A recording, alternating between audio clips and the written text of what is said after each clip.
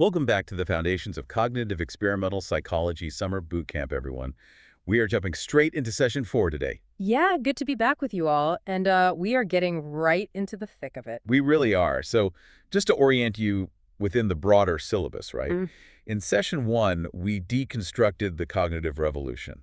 right, getting away from behaviorism. Exactly. Then session 2, we mapped out memory architecture through the lens of signal detection theory. And then session 3 was all about memory dynamics using ROC analysis. Yeah. So today, our mission is to confront attention. And we're going to use reaction time and mental chronometry as our methodology bridge. We'll be doing a deep dive into Chapter 3 of Klein alongside the briefing documents you were all assigned. Attention is really, it's the founding problem of modern cognitive psychology, honestly. It really is. It's that core question, right? How does the perceiver select among multiple competing streams of information? And maybe more importantly, what happens to the sensory data we are actively trying to ignore? Right. And to get into that, I think we have to start with the classic cocktail party problem. Oh, absolutely. You all know Colin Cherry's cocktail party effect from your undergrad 101 classes. Yeah, you know the scenario. You're standing in a crowded room, music is blaring, there's just dozens of overlapping conversations bouncing off the acoustics. It's loud, it's chaotic. Right. But somehow you can effortlessly tune your auditory system to isolate the frequency and the cadence of the person standing right in front of you. Which is an incredible computational feat when you think about it. Yeah. But what always gets glossed over in the textbooks is the absolute methodological nightmare Colin Cherry faced back in 1953 trying to actually quantify that. Oh, yeah. He didn't have fMRI machines. Yeah. He didn't have sophisticated eye tracking or any modern computational models. He had tape recorders, so he had to rely on a shadowing task. He's feeding these distinct tape loops into left and right headphones, Yeah. and he's asking subjects to repeat the attended stream aloud. Right, which, if you think about it from a modern experimental design perspective, that introduces a massive motor response confound. Exactly. You are trying to measure passive perception. Right. But you are forcing this active, continuous verbal motor output. It's a huge problem, pointing out that shadow and confound in Cherry's early work is exactly the kind of critical lens we need you to apply today. Absolutely.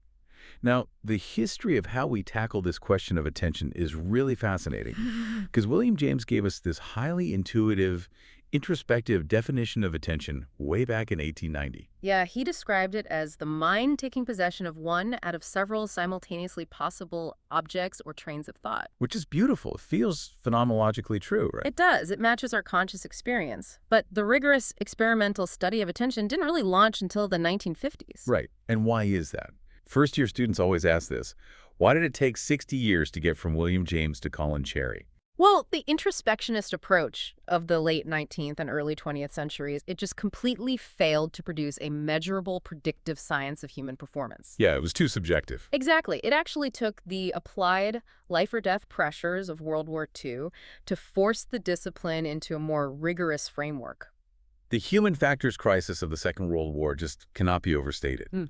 Suddenly, the military deployed these technologies that completely outstripped the evolutionary capacity of the human nervous system. You had radar operators staring at cathode ray tubes for 8-hour shifts. Just brutal cognitive load. Right, and they're trying to distinguish this faint, transient blip of an enemy submarine from just random sea clutter. And that's where the British neurologist Norman Mackworth comes in, right? Yes. He documented what became known as the vigilance decrement. It's this sharp decline in an operator's ability to detect targets after just 30 minutes of sustained attention. 30 minutes. That's all it takes for the system to start failing. And it wasn't just radar. Air traffic controllers were suddenly simultaneously tracking multiple aircraft trajectories. Pilots were overwhelmed by these newly designed, wildly complex cockpit instruments. Yeah. The military didn't need philosophical musings on the nature of consciousness. They needed hard data on human capacity limits. They needed to know the exact bandwidth of the human operator. And it's interesting because that concept of bandwidth, that wasn't a metaphor that existed in 1890 for William James. No, not at all. That came directly from Claude Shannon's 1948 publication on information theory. Right. Shannon, working at Bell Labs, he gave psychologists a totally new mathematical vocabulary. Suddenly, we weren't discussing vague thoughts or ideas. We were discussing bits, channels, capacity limits, signal-to-noise ratios, and bottlenecks. It was a paradigm shift. Information theory allowed researchers to frame the human nervous system as a communication channel with a strictly quantifiable maximum throughput. And that theoretical shift, combined with new hardware, just broke the field wide open. Mm. I mean, before the invention of magnetic tape recorders and stereo headphones, precisely controlling the presentation of auditory stimuli to separate ears was practically impossible. Right. But with stereo headphones, Cherry could deliver a continuous stream of speech to the left ear and a completely independent stream to the right ear. This dichotic listening setup finally operationalized the cocktail party problem into a clean laboratory paradigm. So let's look closely at the data Cherry actually generated, because it laid the groundwork for basically a 30-year theoretical war. Yeah, it really did. So when participants shadowed the attended ear, Cherry probed them on what they retained from the unattended ear, the ignored ear. And the findings were pretty stark. The subjects could report basic physical acoustic changes, right? Yeah. They noticed if a male voice switched to a female voice, or if the speech was replaced by a pure 400 hertz tone. But they registered absolutely nothing regarding the semantic content, the actual meaning. Nothing. They couldn't tell if the language shifted from English to German. Wow. I know, right? They didn't notice if the unattended tape was played in reverse. In one variation, Cherry played a single word repeated 35 times in the ignored ear, and the subjects had zero memory of it. Which is wild, and this overwhelmingly suggested a structural limit in the processing architecture. Exactly. And that brings us to Donald Broadbent. He took Cherry's data and formalized it into the first major computational model of cognition, filter theory, published in 1958. Broadbent's early selection model. Yes. So Broadbent visualized the cognitive architecture as a Y-shaped tube representing a hard structural bottleneck. Information from the environment enters multiple sensory channels in parallel. Right, and these channels hold raw, unanalyzed sensory data in a very brief sensory buffer. But before any complex semantic processing happens, before the brain extracts meaning, syntax, or categorical identity, there is a strict selective filter. And Broadbent argued this filter operates exclusively on low-level physical characteristics. Exactly. It tunes into a specific pitch, or a specific spatial location, like the left ear, or a specific tonal quality. Once the filter locks onto that physical parameter, it allows that single channel to pass through the bottleneck into the limited capacity central processor where the meaning is finally extracted. And everything else, all the unattended channels are completely blocked.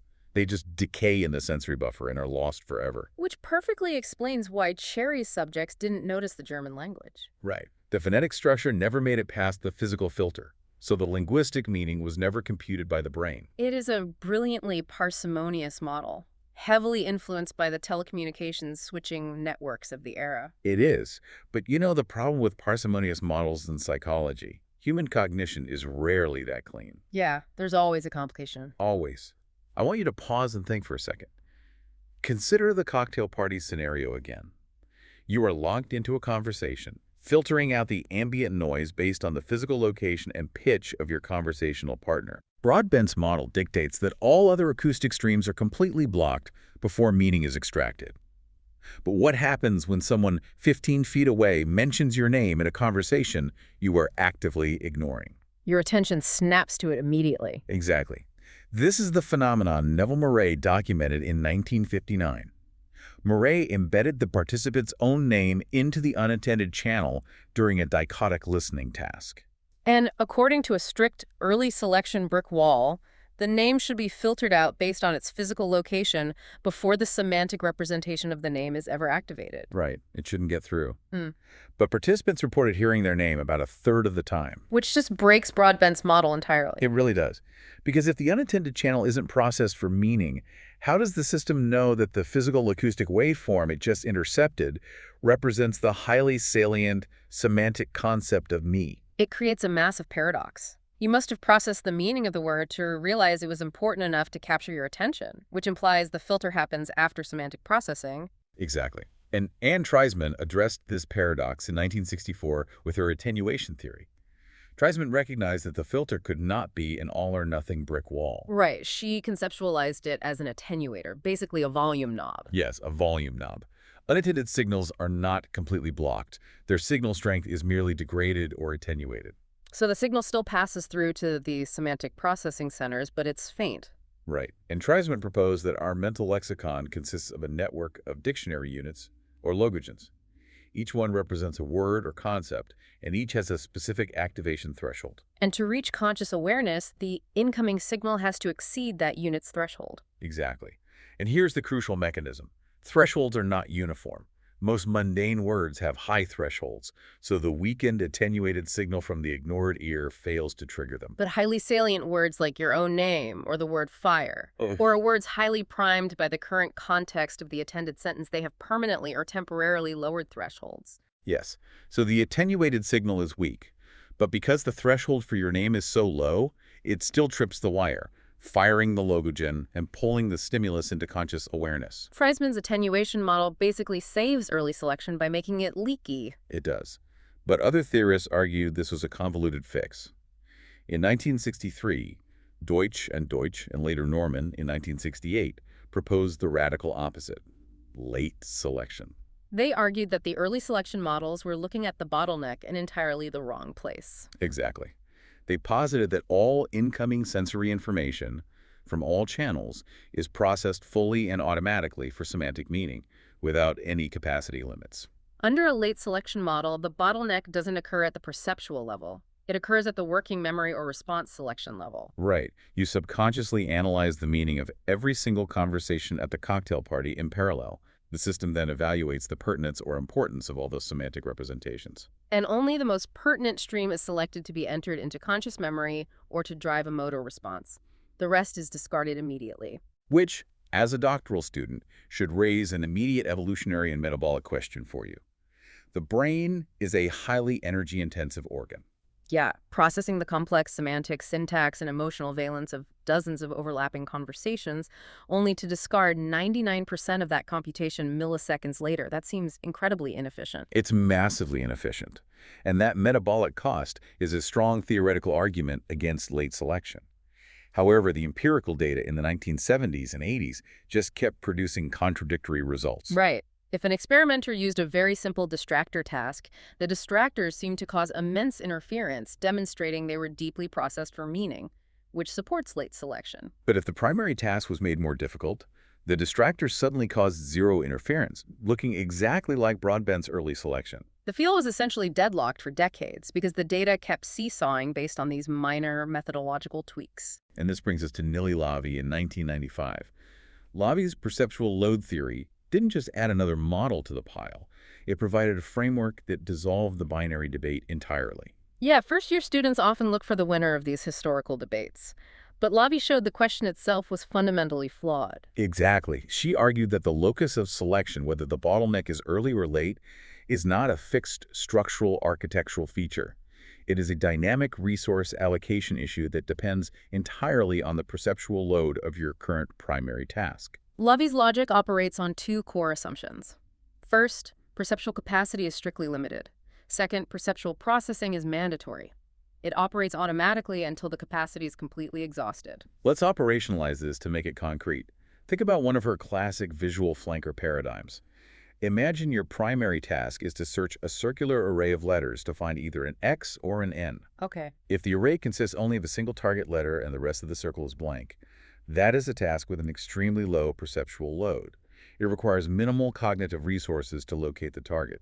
But because perception is mandatory, you can't simply hold those spare resources in reserve. No, you can't.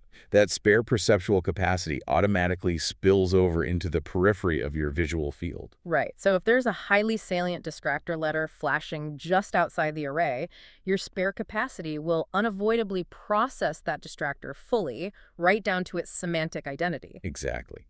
And if that distractor is incompatible with your target, say, the distractor is an N, but the target you need to find is an X, it creates response competition. Your reaction time slows down significantly. So this mandatory spillover of spare capacity under low-load conditions produces data that perfectly mimics late selection. You process the distractor for meaning because you had the evolutionary bandwidth to do so. Exactly. Now let's flip the conditions. We keep the exact same target look for the X or the N, and we keep the exact same distractor in the periphery. But we increase the perceptual load of the primary array. We fill the circle with highly angular, visually complex non-target letters, like W, M, Z, and K. Finding the X hidden among those features requires intense, focused spatial attention. Okay, so under this high perceptual load, your limited capacity is entirely consumed by the primary search task. Yes. There is literally no processing bandwidth left to spill over. The peripheral distractor is physically present on your retina, but the cognitive system starves it of the resources required to process its identity. It is filtered out purely at the level of basic visual features. And consequently, the incompatible distractor causes zero interference with your reaction time. You don't process it, so it can't slow you down. Right. This looks exactly like Broadbent's early selection. Lavie establishes that both camps were right all along. They were just using tasks with different intrinsic load requirements. When we are underwhelmed, we are mandatory late selectors. When we are overwhelmed, we default to early selection to protect the primary goal. It's brilliant. Functional neuroimaging studies later corroborated this by showing that the bold D signal in the visual cortex corresponding to the distractor's location is actively suppressed under high load, but highly active under low load. That transition from auditory models into visual search is crucial because Broadbent and Treisman were primarily dealing with temporal sequences of audio. Right. But the visual world presents a very different challenge. It is massively parallel and spatially distributed. How do we find a specific set of features like your car keys hidden in a cluttered spatial array? Which requires us to look at Anne Treisman's later work with Gary Gelade in 1980, specifically feature integration theory, or FIT. Yes, FIT. Treisman and Gelade mapped out two fundamentally distinct stages of visual processing. The first stage is the pre-attentive stage. And they demonstrated that the visual system extracts basic physical features, color, orientation, spatial frequency, basic motion automatically, involuntarily, and in parallel across the entire visual field. Yeah. So if you look at a dense field of green vertical lines, and there's one bright red vertical line among them, that red line creates a massive local contrast in the color feature map. Because this computation is parallel, the number of green distractors is completely irrelevant. Whether there are 5 green lines or 500, the time it takes you to detect the red line is identical. The slope of the reaction time function is essentially flat, sitting at around 0 to 10 milliseconds per added item. We call this a pop-out effect, or a feature search. But the visual world is rarely that clean, you know? Most of the objects we interact with are defined not by a single unique feature, but by a specific combination of features that they share with other objects in the environment. Right. If you're looking for a red vertical line, but the background is a mixture of green vertical lines and red horizontal lines, the target no longer pops out. The color map registers red all over the screen. The orientation map registers vertical all over the screen. This introduces what cognitive scientists call the binding problem. Yes, the binding problem.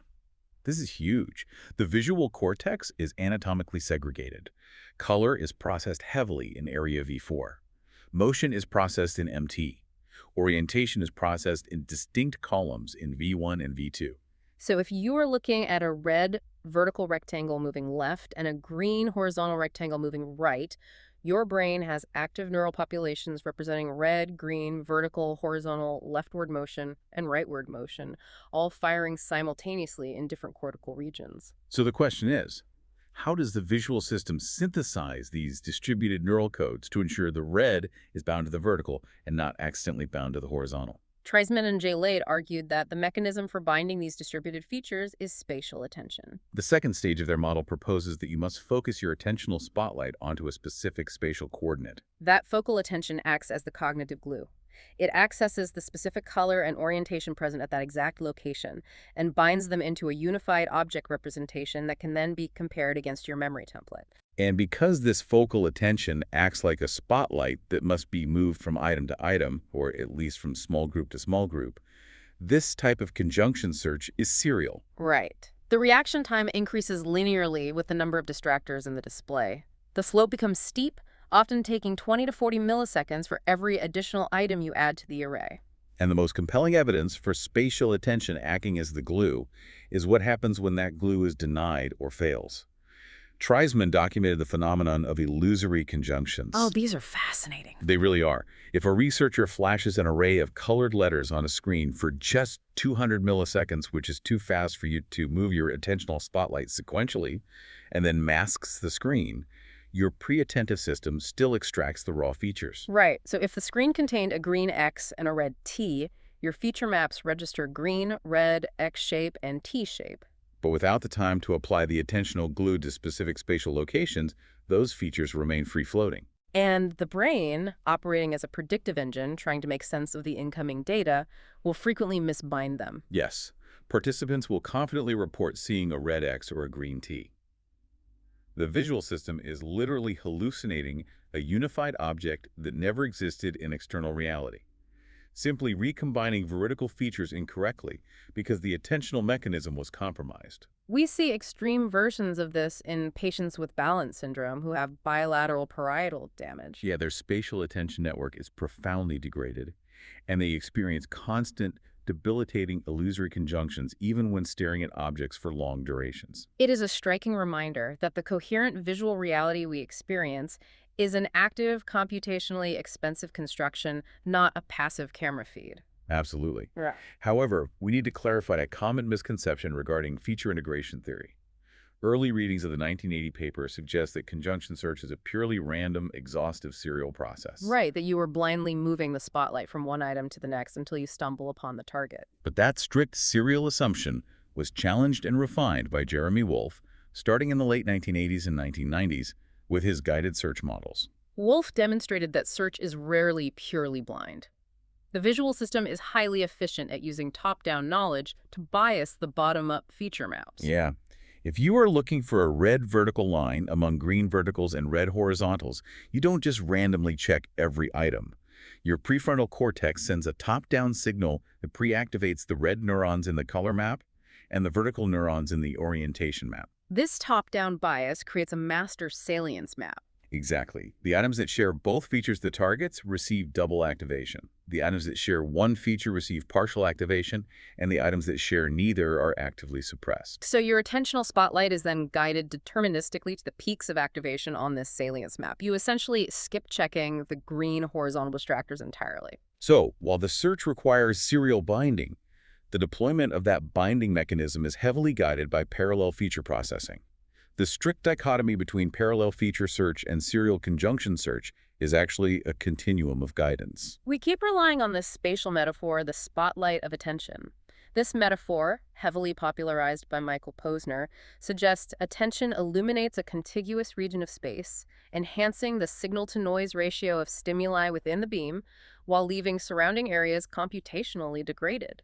But the briefing document notes that researchers have debated the exact shape and flexibility of this spatial enhancement. Right. The rigid spotlight metaphor was modified by Erickson and St. James, who proposed the zoom lens model. They demonstrated that the scope of visual attention is elastic. You can dilate your attention to take in an entire visual scene, but this comes at the cost of resolving fine details, a low-resolution, wide-angle view. Conversely, you can constrict the focus to a pinpoint, increasing the resolving power for detail, but losing awareness of the periphery. And later, researchers like David LaBerge proposed gradient models, arguing that attention doesn't have a hard boundary like a spotlight or a lens. Instead, resources peak at the center of fixation and fall off gradually in a continuous distribution across the visual field. This spatial architecture, whether a spotlight, a lens, or a gradient, raises a pretty chilling question. If conscious perception requires objects to fall within this limited zone of attentional enhancement and requires the application of attentional glue to bind their features, what happens to the objects that fall completely outside our attentional set? This brings us to some of the most philosophically unsettling research in cognitive psychology, the study of inattentional blindness. Arian Mack and Irvin Rock pioneered this specific paradigm in 1998. They designed a task where participants had to judge which arm of a cross on a computer screen was longer. The cross was presented very briefly. And to make the task highly demanding, they sometimes presented the cross in the parafovea, meaning participants had to actively direct their attention away from the center of the screen to make the judgment. Right. And on the critical trial, while the participant is intensely focused on the cross in the periphery, an unexpected, highly salient object, a brightly colored square or a smiley face flashes directly in the center of the screen, right at their fovea. The fovea is the area of the retina with the highest visual acuity. Under normal conditions, you cannot miss something flash there. But because the participant's attentional set was completely deployed to the peripheral cross, a significant proportion of subjects reported seeing absolutely nothing in the center of the screen. Mack and Rock documented that there is no conscious perception without attention. But Mack and Rock's stimuli were brief computer flashes. Daniel Simons and Christopher Shabers took this underlying theoretical mechanism and scaled it up into a dynamic, ecologically valid, real-world scenario in 1999. Their gorilla in the basketball video experiment is arguably the most famous demonstration in modern psychology. Most of you have probably encountered it. Participants watch a video of two teams, one wearing white shirts and one wearing black shirts, moving continuously and passing a basketball. The experimental instruction is the key. Count the number of passes made exclusively by the team in white. This is a complex, sustained, high-load tracking task. You have to maintain the template of white shirt while actively inhibiting the highly similar black shirt distractors, all while tracking motion trajectories. And exactly halfway through the video, a person in a full, dark gorilla suit walks directly into the middle of the players, stops, turns to the camera, thumps their chest, and slowly walks off screen. The gorilla is fully visible for 9 seconds. 9 seconds. Yet, roughly 50% of people who watch the video while counting the passes fail to see the gorilla entirely. They are genuinely shocked, sometimes accusing the experimenters of switching the tape when they are shown the video a second time without the counting instruction. The visual data of the gorilla struck their retinas, the photons fired their photoreceptors, the signals traveled up the optic nerve to V1, but because the gorilla did not match the active attentional template of white shirts, the signal was suppressed. It never crossed the threshold into conscious awareness. And we see a parallel mechanism in Ronald Rensink's work on change blindness from 1997 using the flicker paradigm. Yes, change blindness. Normally, if a large object in your visual field disappears, the sudden change in luminance creates a massive motion transient, a bottom-up signal that automatically grabs your exogenous attention. But Rensink inserts a brief 80-millisecond blank gray screen between the original image and the altered image. And that blank screen acts as a global mask. It creates a massive screen-wide motion transient that completely overwhelms the local transient caused by the disappearing object. So without that bottom-up cue to guide you, you are forced to rely on slow, serial, endogenous scanning. You have to move your attentional spotlight from object to object, encode it into working memory, wait for the flicker, and compare the new image to your memory representation. Participants will stare at a photograph for a minute, cycling back and forth, completely blind to the fact that an entire airplane engine or a massive building in the background is vanishing and reappearing, until their spotlight finally happens to land on those specific spatial coordinates. I want us to pause and think deeply about the philosophical and practical implications of this. What does inattentional blindness imply about your moment-to-moment experience of reality? Introspectively, it feels like we're experiencing a dense, rich, panoramic, high-definition video feed of the world. We feel like we see everything in front of us. But the data demonstrates that this feeling is an illusion.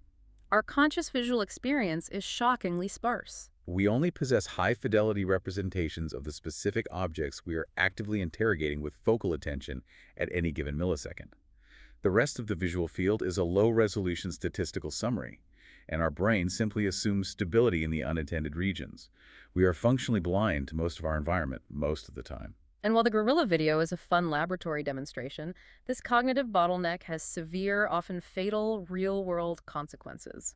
The briefing document highlights several applied domains. Consider traffic accidents. The literature is full of looked but failed to see incidents. A driver approaches an intersection, looks both ways, pulls out, and collides with a motorcycle. The driver will often swear under oath that they looked directly at the road and it was clear. And eye-tracking studies and simulators suggest they likely did fixate their fovea on the motorcycle. But human attention is highly governed by top-down attentional sets. When a driver approaches an intersection, their schema is tuned to detect cars. A motorcycle, being smaller and having a different profile, does not efficiently match the pre-activated template. Like the gorilla, the sensory data is collected by the eye but fails to breach conscious awareness because it doesn't match the active search parameters. We see the exact same vulnerability in aviation human factors. As cockpits have become dominated by complex heads-up displays, where critical flight metrics are projected directly onto the windshield, pilots can suffer severe inattentional blindness. If a pilot's attentional resources are fully allocated to keeping the digital pitch and roll indicators aligned during a difficult landing, they can look straight through the windshield and fail to perceive a physical aircraft intruding on the runway. Simply projecting information onto the retina does not guarantee cognitive processing. And perhaps the most counterintuitive applied example comes from medical imaging. Trafton Drew and his colleagues conducted a brilliant study where they embedded a picture of a gorilla, scaled to the size of a matchbook into a stack of lung CT scans. They asked expert radiologists, people with a decade of specialized training in visual search, to scan the lungs for cancer nodules. I want you to pause and think about this. An overwhelming majority of the radiologists missed the gorilla completely. Eye tracking showed they looked right at it. Why does intense expertise fail to protect them? Because expertise is essentially the refinement of an extremely rigid attentional template. The radiologists have trained their neural networks to suppress noise and heighten sensitivity to low-contrast, circular, semi-opaque anomalies nodules. Searching a CT scan is a classic, LAVI, high-perceptual load task. Their limited capacity is entirely consumed by the search for the specific nodule template. A sharp-edged, high-contrast picture of an ape is wildly out of context. It doesn't match the template, and because the load is high, there are no spare resources to process this bizarre anomaly. Expertise actually makes them more blind to the unexpected because their top-down filters are so highly optimized for the expected. We have spent a lot of time discussing attention as a single noun, a spotlight, a filter, a resource pool. But neurologically, that is a massive oversimplification. Attention is not a monolithic entity located in a single brain region. It is a highly distributed network of dissociable anatomical functions. This is a crucial pivot for our understanding. Michael Posner and Stephen Peterson formalized this in 1990 with their tripartite network model. They reviewed decades of lesion studies, neuropharmacology, and early neuroimaging to document three independent yet interacting attentional networks. First is the alerting network. This is the foundation. It involves the locus coeruleus in the brainstem projecting norepinephrine throughout the cortex. Its job is to achieve and maintain a state of high physiological sensitivity to incoming stimuli. It regulates your overall vigilance and wakefulness. Without the alerting network, you fall asleep at the radar screen. The second system is the orienting network. This relies heavily on the parietal cortex and subcortical structures, like the superior colliculus, modulated by acetylcholine. This network is responsible for the actual movement of the attentional spotlight. It aligns processing resources with specific sensory signals in space. And the third is the executive control network, involving the anterior cingulate cortex, the prefrontal cortex, and heavily reliant on dopamine. This network handles conflict resolution.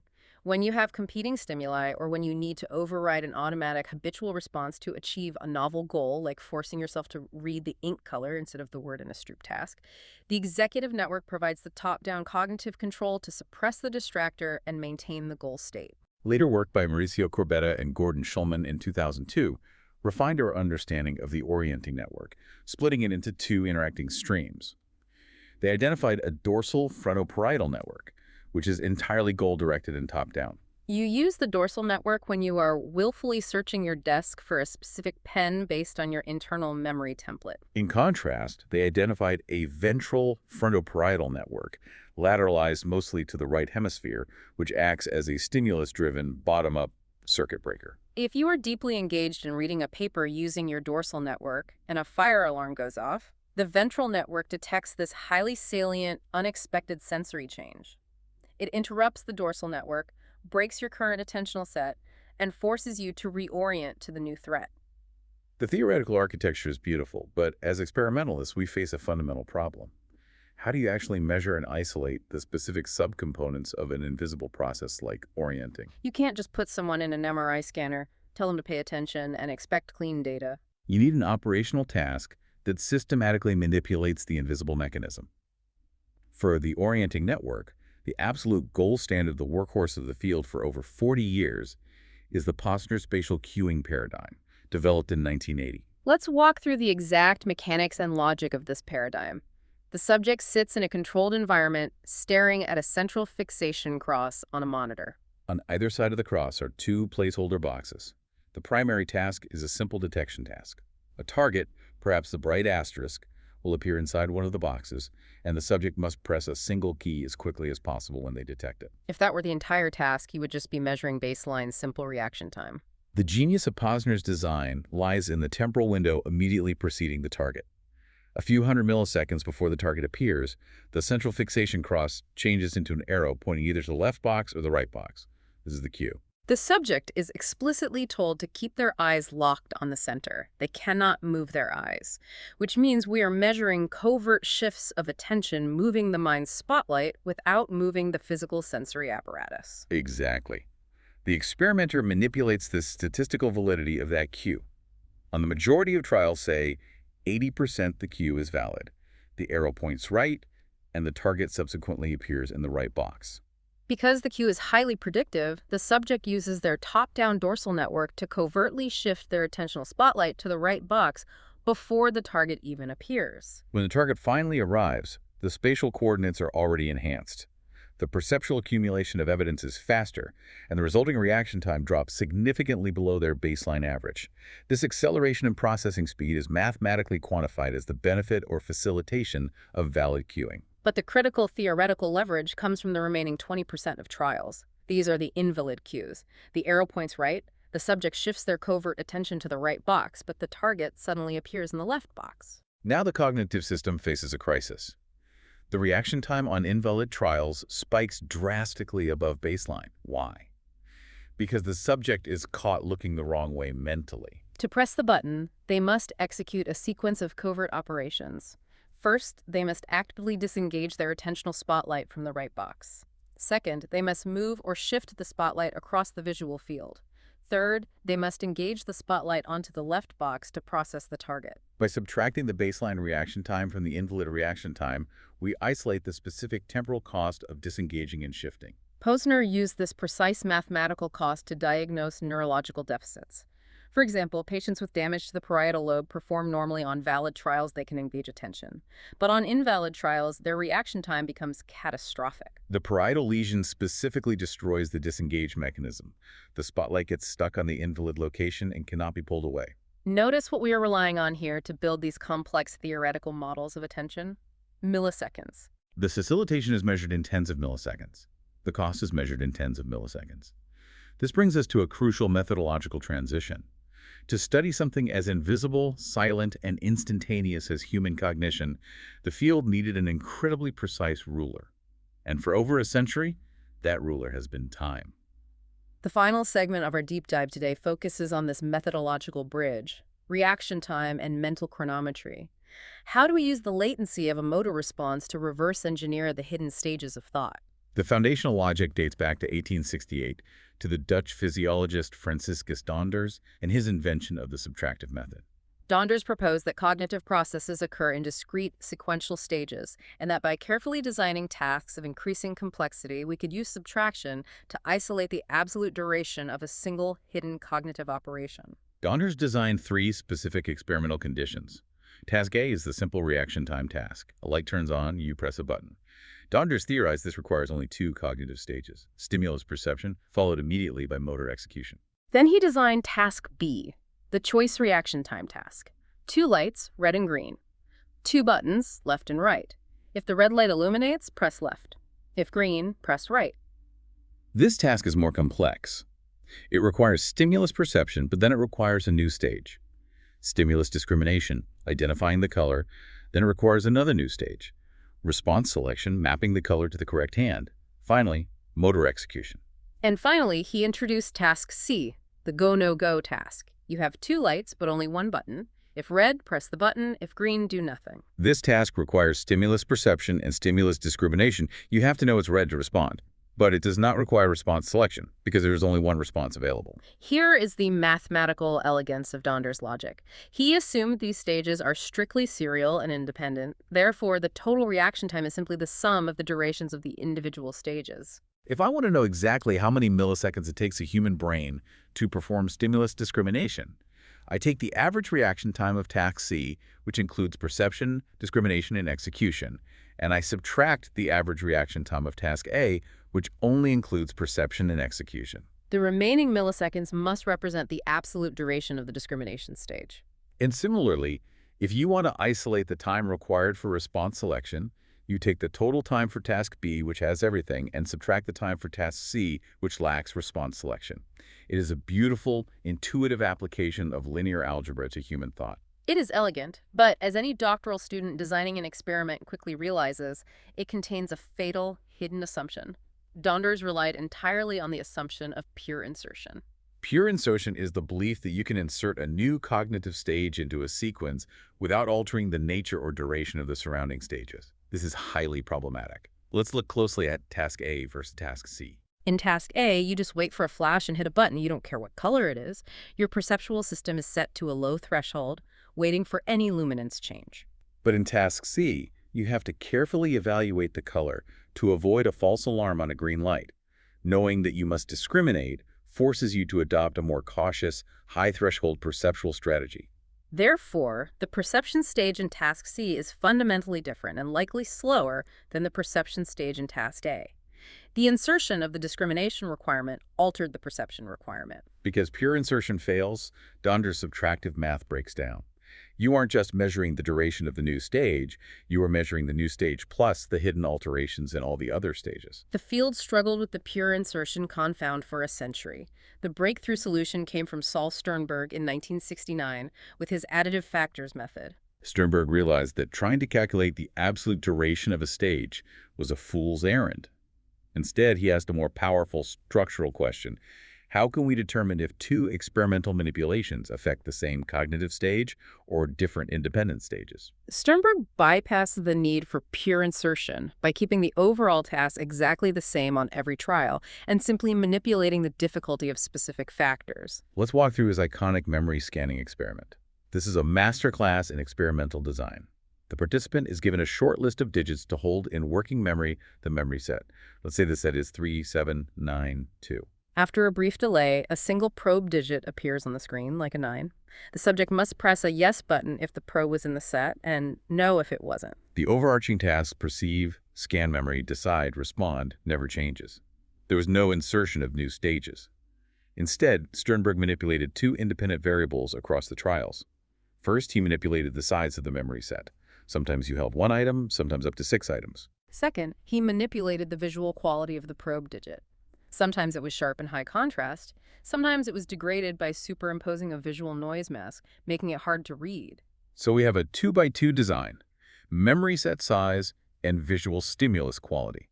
The logic of the additive factors method relies on the statistical concept of interaction versus main effects in an analysis of variance.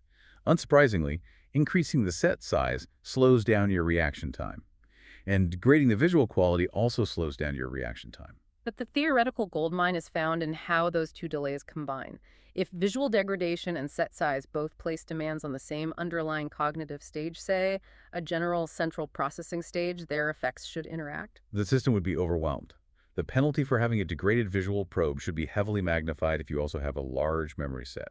The statistical lines on a graph would diverge. But if they affect a completely independent sequential stages in the processing pipeline, their delays should simply sum together. They should be additive. The statistical lines on the graph would be perfectly parallel. And Sternberg's data showed perfect additivity. He found that degrading the visual probe added a flat penalty of roughly 50 milliseconds to the reaction time. Crucially, it added 50 milliseconds whether the participant was holding one digit in memory or 6 digits. The size of the memory set did not alter the cost of visual degradation. Conversely, every additional item added to the memory set increased the reaction time by exactly 38 milliseconds. And it added that 38 milliseconds regardless of whether the visual probe was crystal clear or highly degraded. Because the effects were perfectly additive, Sternberg could definitively conclude that the cognitive architecture contains at least two functionally distinct sequential stages. There is an early encoding stage that processes the visual features and cleans up the image. This stage is affected by visual noise, but is completely blind to how many items are in memory. Once the image is cleaned up, it is passed to a second independent comparison stage. This stage scans the memory set. It is affected by the number of items it must check, but it is completely blind to how visually noisy the original stimulus was because the first stage already handled it. Sternberg successfully mapped the internal architecture of the black box without ever relying on pure insertion. Furthermore, that 38 millisecond slope led to another massive discovery. The slope was identical for both yes trials and no trials. This suggests that memory scanning is serial and exhaustive. Even if the probe matches the very first item in your memory set, you don't stop and press yes. You systematically check every remaining item in the list before initiating a response. It is highly counterintuitive, but the chronometric data documents it flawlessly. However, as cognitive psychology transitioned into the computational era of the 21st century, relying solely on mean reaction times, even with brilliant additive logic, was recognized as insufficient. Our briefing document emphasizes that modern researchers must utilize distributional analyses. If you take 50 reaction times from a subject and simply average them into a single mean of, say, 450 milliseconds, you are deliberately throwing away a massive amount of behavioral variance. You are summarizing a complex data set with a single point estimate. And that point estimate can be highly deceptive. Consider an experiment comparing a control group to a sleep-deprived group. Both groups might produce the exact same mean reaction time of 500 milliseconds. If you only run a t-test on the means, you conclude that sleep deprivation has no effect on cognitive processing speed. But if you plot the raw data into histograms, the shapes of the distributions tell a completely different story. The control group might show a tight, classic, normal Gaussian bell curve centered squarely at 500 milliseconds. Their performance is highly consistent. The sleep-deprived group's distribution looks totally different. The bulk of their responses might actually be faster than the control group, peaking around 400 milliseconds. But their distribution possesses a long, heavy rightward tail. They have a significant number of extreme outlier responses stretching out to 800, 900, or 1,000 milliseconds. The mean mathematically averages that fast leading edge and that slow tail to arrive at 500. By relying on the mean, you missed the actual cognitive phenomenon. The sleep-deprived subjects are not suffering from a generalized, uniform slowing of all cognitive processes. They are generally fast, but they are experiencing catastrophic, intermittent lapses in the maintenance of their attentional network. Their executive control is occasionally dropping offline. To capture this mathematically, modern researchers fit an X-Gaussian distribution to their reaction time data. The X-Gaussian model assumes that reaction time is the convolution of two distinct mathematical shapes. A normal Gaussian distribution, representing the leading edge of fast and consistent responses, and an exponential distribution, representing the long tail of slow responses. Fitting this model extracts three parameters: mu, the mean of the Gaussian component; sigma, the standard deviation of the Gaussian component; and tau, the mean of the exponential tail. When researchers analyze the sleep-deprived data through an X-Gaussian lens, they find that the mu parameter doesn't change much, but the tau parameter skyrockets. The experimental manipulation didn't shift the whole curve, it specifically elongated the tail. This allows us to map specific experimental manipulations onto distinct mechanistic failures, like attentional lapses versus general processing speed deficits. And the pinnacle of this mechanistic modeling is Ratcliffe's hierarchical drift diffusion model, or HDDM, which the briefing document introduces. The HDDM moves beyond just describing the shape of the distribution. It proposes a generative computational mechanism for how a decision is actually made in the brain. The HDDM conceptualizes two-choice decision-making as a process of continuous evidence accumulation over time, a mathematical random walk or Wiener process. Imagine you are looking at a patch of moving dots and have to decide if they are generally moving left or right. Your sensory system samples the environment millisecond by millisecond, extracting noisy bits of evidence. This evidence accumulates on a mental scoreboard. A leftward bit moves the score +1, a rightward bit moves it -1. The process continues to drift upward or downward until the accumulated evidence hits a predefined threshold or boundary. Once the boundary is struck, the decision is finalized and the motor response is triggered. The HDDM uses both the full distribution of correct reaction times, the full distribution of error reaction times, and the overall accuracy rate to estimate several highly specific cognitive parameters. The drift rate represents the quality of the sensory information or the efficiency of the subject's processing. A steep drift rate means evidence is accumulating rapidly and cleanly. The boundary separation parameter represents response caution. A wide boundary separation means the subject requires a massive amount of evidence before they are willing to commit to a decision.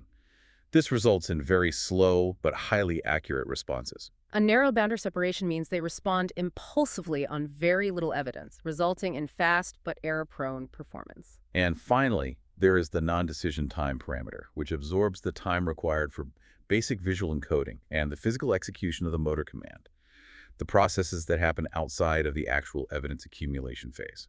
The power of the HDDM is its ability to decompose a simple behavioral output, pressing a button, into distinct psychological components. If older adults are slower on a cognitive task than younger adults, analyzing just a mean reaction time cannot tell you why.